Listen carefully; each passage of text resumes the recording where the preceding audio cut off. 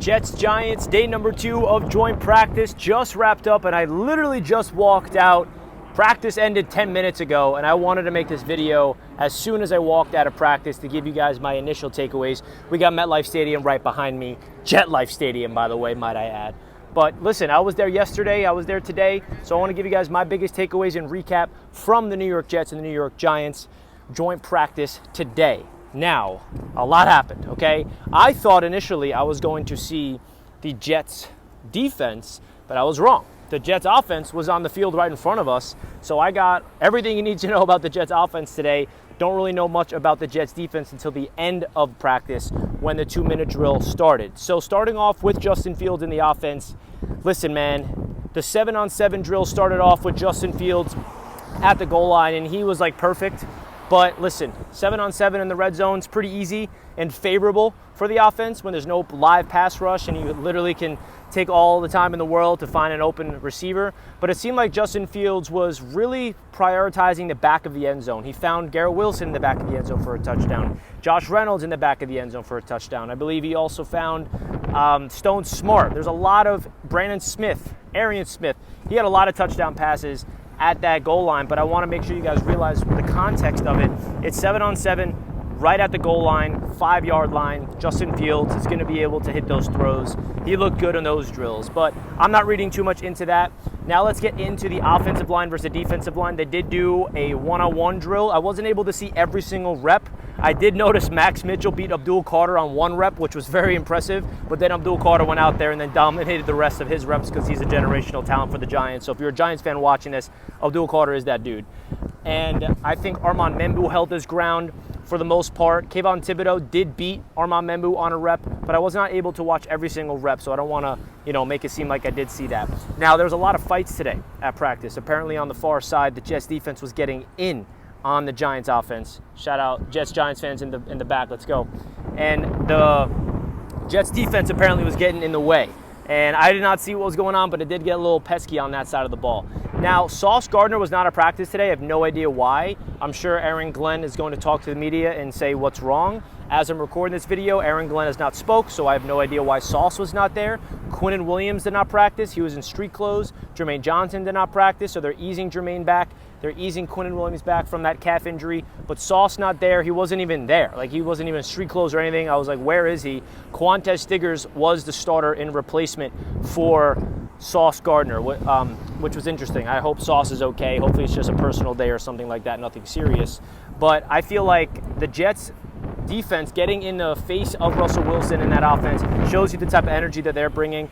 Again, I was not able to see the Jets defense. They were in the far field, so I don't want to talk about that, but apparently Russell Wilson in the offense did make a lot of good plays. Now, getting onto the Jets offense, Braylon Allen broke free on a long touchdown, but the highlight of today, which you saw in the thumbnail and you see all over the place, is Arian Smith, the Jets rookie wide receiver, went up there and made a ridiculous catch in traffic. Adrian Martinez threw it up down the field, and he went up there and high-pointed it, brought it down, was hyped up afterwards.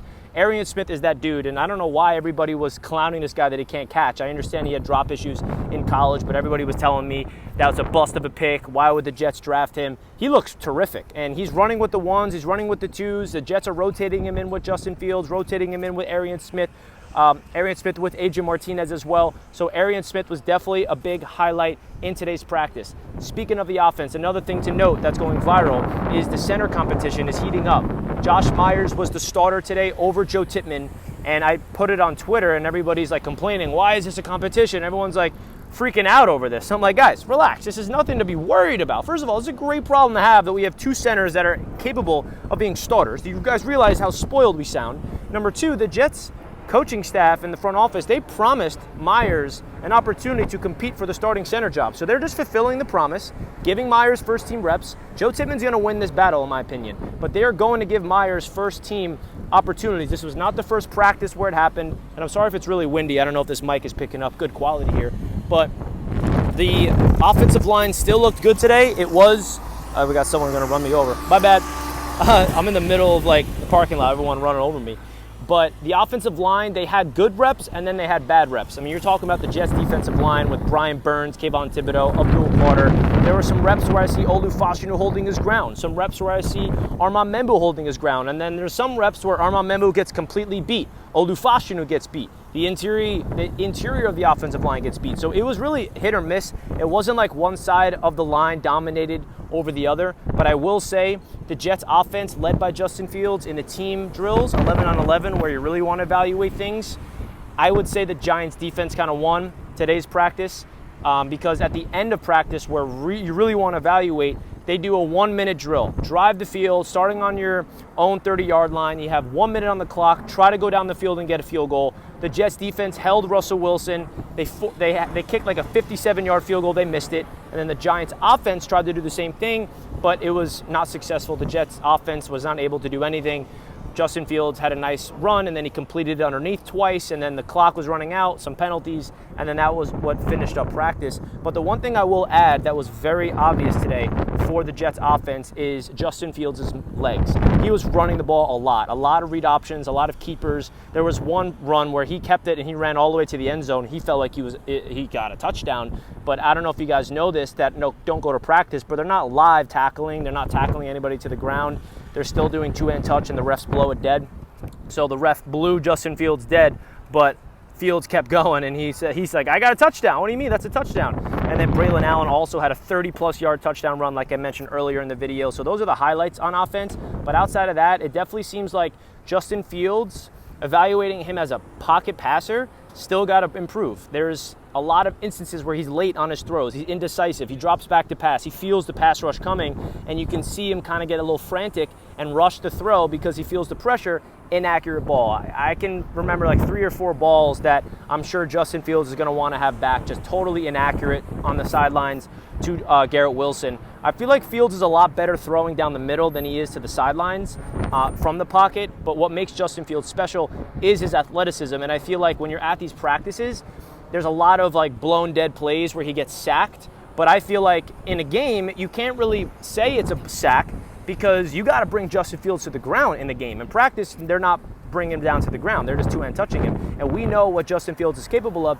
He's able to juke out defenders behind the line of scrimmage and pick up yards with his legs. He did it all throughout Chicago. You turn on the Justin Fields highlight reel, that's what he's special for, is escaping the pressure when it gets there and not getting sacked. So hard to evaluate when he gets sacked, when he doesn't get sacked at practice, but there's no denying that the Giants pass rush was living in the backfield a lot, and he did get sacked, and the refs did blow the play dead. Now, something else I want to note here is Aaron Glenn is with the offense today and yesterday.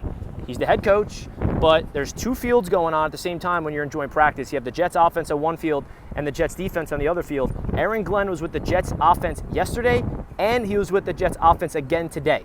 That right there shows you this is a head coach, folks. This is no defensive-minded guy that's giving it to Tanner Engstrand. No, he understands that Steve Wilks is a former head coach. He trusts in Steve Wilks and his defensive coaching staff to handle the defense. But in practice, Aaron Glenn is all over the Jets offense, calling it out. He put his hands up when Braylon Allen, I think, had that touchdown. He was screaming at players on the Jets offense when they had some penalties. So it's really cool to see Aaron Glenn is so hands-on with this offense. Really goes to show you this is not Robert Saleh. Robert Saleh was never hands-on with the offense. He just sit there with his arms crossed observing. Didn't really get any type of fingerprints on the offense until the last season, which was last year, and he got fired after even attempting that. So those are my biggest takeaways from the Jets-Giants day number 2 of practice. Let me know your thoughts in the comments, folks. And I got this ticket last minute. Shout out to Bobby Skinner from he blessed me with this ticket last minute last night. I'm like, I got to go to Giants training camp. So it was awesome to meet some Giants fans today and Jets fans. So let me know your thoughts in the comments, folks, of your biggest takeaways from Jets-Giants joint practice. Those are my biggest takeaways from yesterday and today. I think both defenses shined the most, Giants defense and Jets defense. But let me know your thoughts, folks. And now Jets-Giants will be here on Saturday night for the preseason battle. So stay tuned for that. I'll be live for the entire game. Let's go Jets. I got to get home. Peace.